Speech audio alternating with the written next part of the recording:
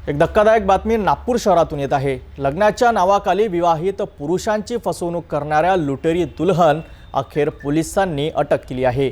1.5 वर्षापासून फरार असलेल्या या महिलेने आतापर्यंत 8 पुरुषांना आपल्या जाळ्यात अडकवून लाखोंची फसवणूक केली आहे। अधिक माहिती पाहूया सविस्तर रिपोर्टमध्ये। नागपूर शहर हादरलं। लग्नाच्या बहाण्याने विवाहित पुरुषांची फसवणूक करणारी एक उच्च शिक्षित महिला पोलिसांच्या जाळ्यात अडकली। समीरा फातिमा असे या महिलेचे नाव असून ती सोशल मीडियाच्या माध्यमातून पुरुषांना प्रेमाच्या जाळ्यात ओढायची, त्यानंतर खोटे निगाहनामा दाखवून लग्न करायची आणि महिन्याभरातच त्यांच्यावर खोटे आरोप लावून ब्लॅकमेल करत असे। कोर्ट केसची धमकी देऊन ती सेटलमेंटच्या नावावर मोठी रक्कम वसूल करत होती। या महिलेची फसवणूक झालेल्या अनेक तक्रारी गिट्टी खदान पोलिसांकडे दाखल झाल्या होत्या। याच तक्रारींपैकी एक तक्रार पीडित पती गुलाम पठाण यांनी मार्च 2023 मध्ये केली होती। गुलाम पठाण यांच्या म्हणण्यानुसार समीराने 2010 पासून आतापर्यंत 8 विवाहित पुरुषांशी लग्न करून फसवणूक केली आहे। तिने सुमारे 50 लाख रुपयांची फसवणूक केली, त्यापैकी 10 लाख रुपये दिल्याचे पुरावे त्यांच्याकडे आहेत। समीरा एका शाळेत शिक्षिका म्हणूनही काम करते।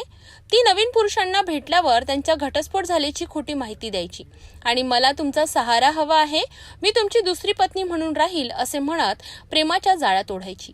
1.5 वर्षांपासून फरार असलेली ही लुटेरी दुल्हन अखेर सिव्हिल लाईन्स येथील एका टपरीवर चहा प्यायला आली आणि पोलिसांच्या जाळ्यात अडकली।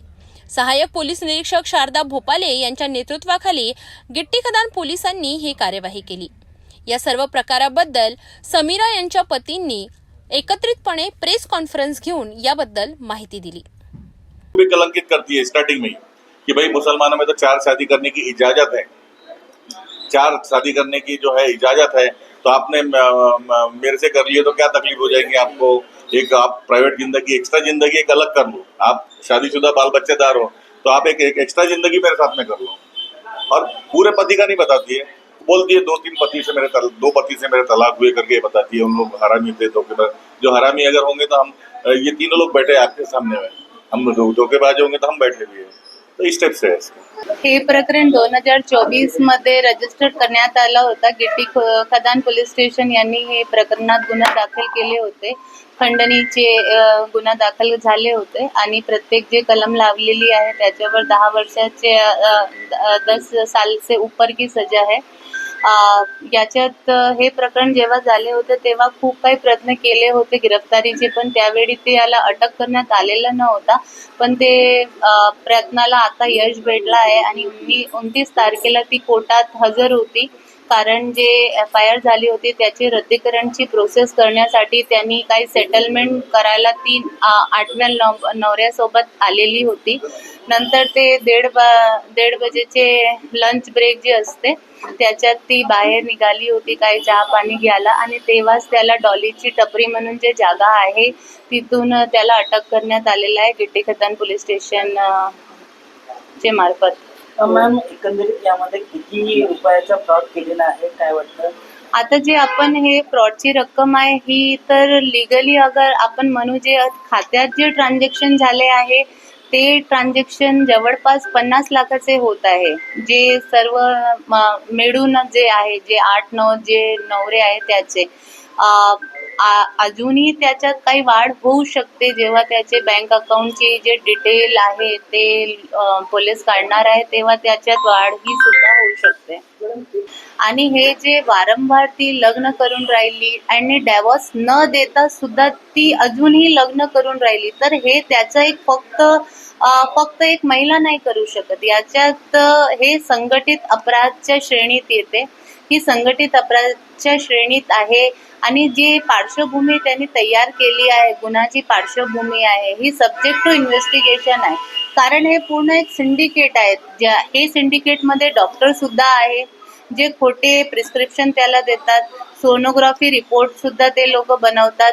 त्याच्यात काही मौलाना लोकही आहे जे वारंवार त्याचा निकाह करतात आणि एक निकाह झाला की दुसरा निकाह करायला जे परमिशन असतात ते असंही त्याला देऊन देतात, ज्याच्यात काही धर्माचा लेनदेन नाही आहे।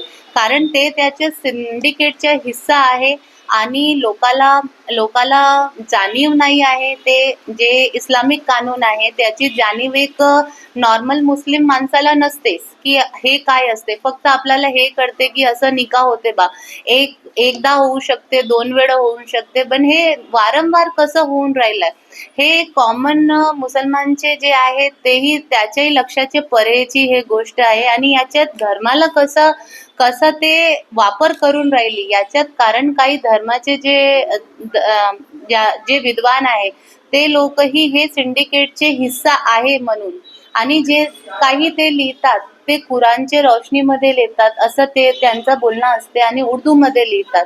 तर हे कॉमन आदमीला जाणव नसते ते काय लिहून राहिले.